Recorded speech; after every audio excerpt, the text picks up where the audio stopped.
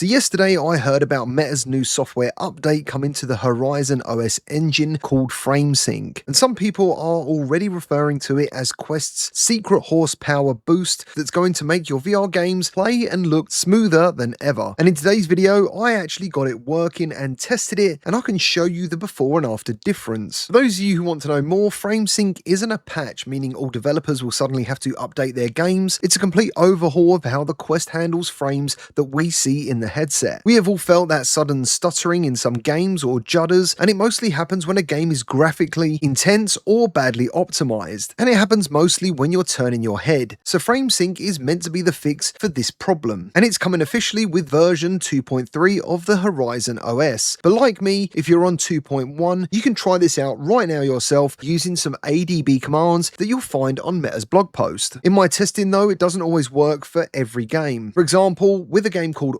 it made no noticeable difference at all, but I think this is because the version of the game I have is super early in development. Instead, I opted to use Ubisoft's Assassins Creed Nexus, because there's one level in particular which is well known to give players horrendous judder, and it really ruins what I think is one of the best looking games on Quest and one of the best moments in the game. So if you want to try the ADB commands, as I said, they are on the Meta blog post, and for those of you who want to try it, I don't recommend using Meta Quest's developer hub. I spent ages trying to get it to work because you would assume that Meta's own software would be ideal for this, but apparently it's not. So in the end I used SideQuest's desktop version and I got it working instantly. As of right now though, Quest games use a system called PhaseSync, and it was designed to reduce latency by dynamically adjusting the timing of when an application starts rendering each frame of the game. Instead of rendering it as fast as possible, it will wait for the last possible moment to start so that the image you get to see is as fresh as possible when it hit your eyes. However, it does have some significant limitations. It relied on 3 different modes of foveated rendering, and sometimes it caused issues when transitioning between them. It also struggled with games that had uneven frame times or games that run at a lower frame rate, and this resulted in something called stale frames, where the headset repeats the same image because the new one it was trying to load wasn't ready. And this leads to what we know as judder, and that's why I chose to use Assassins Creed Nexus, because it runs at 45 frames and is then reprojected to 90. And as most of you might remember, it was also released on the Quest 2, which meant it had PhaseSync in mind. And if you like me and go back to older games like Assassins Creed Nexus when you get a Quest 3, even the extra horsepower of this headset would seemingly still struggle with this moment in the game and Assassins Creed Nexus in general. So basically what I've learned today is that the Quest 3 wasn't struggling, it was that PhaseSync just couldn't do any better. That is how I understand it after spending today learning about it. And there's also another very good reason the Meta want to get rid of stale frames, and that's because these can cause severe motion sickness, especially over long periods of time. So basically what we're used to seeing is the PhaseSync system failing to predict where the user's head is looking, and that brings us nicely onto Meta's new FrameSync. It apparently is much smarter, and it makes sure the frames that we're meant to be seeing hit our eyes exactly when they're meant to. Now this is the wording Meta are using regarding FrameSync when you get to experience it with the new Horizon OS. Do keep in mind though that you have to be on the public test channel, which means you do need developer mode enabled. And I haven't actually got access to version 2.3, so as I said, I'm on 2.1 and I had to use ADB commands. Firstly, FrameSync will give us buttery smooth motion, so the annoying judder when you look around is basically gone. We also will get snappier controls, so if you're swinging a sword or hitting a block in Beat Saber, the motion to photon latency is lower, basically meaning your hands will feel more like your hands in VR. And the big one is a higher FPS. Now they've said, believe it or not, some games will see a frame rate boost without the developers doing a single thing, and for me this will obviously take some testing to be proven as something that's true, because I didn't see that today, but I am looking forward, after what I've seen today, testing a lot of different games. So if you're on the Quest 3 or Quest 3S, this could potentially be pretty huge, as we could see our games hitting 120 Hz, and FrameSync will ensure that we're getting a consistent frame rate. Now this all sounds absolutely brilliant, but there is one downside, and that downside is using FrameSync might use more of your battery. And I can actually confirm it does use more of your battery, because during today's testing, within 10 minutes, my Meta Quest battery had dropped 10% just making these 2 clips. So for those of us with Bobo headset straps and external batteries, we're going to be fine, but everyone else who's just running on the Meta Quest 3 might suddenly find out that their 1.5 hours or 2 hours of gameplay they're used to might start dropping down to maybe an hour and 15 or maybe even an hour and 10 minutes. In my opinion though, with the setup I have, I think the trade-off is well worth it from my testing. As you can see from these graphs, and more importantly the video itself, there was almost no sudden jolts with FrameSync being enabled, which which is easily the most important and significant change that I feel FrameSync has to offer. But the overall game was visually a lot smoother to experience, and this is with me recording, which means I'm using even more resources of the headset. For the first time, this level in Assassins Creed Nexus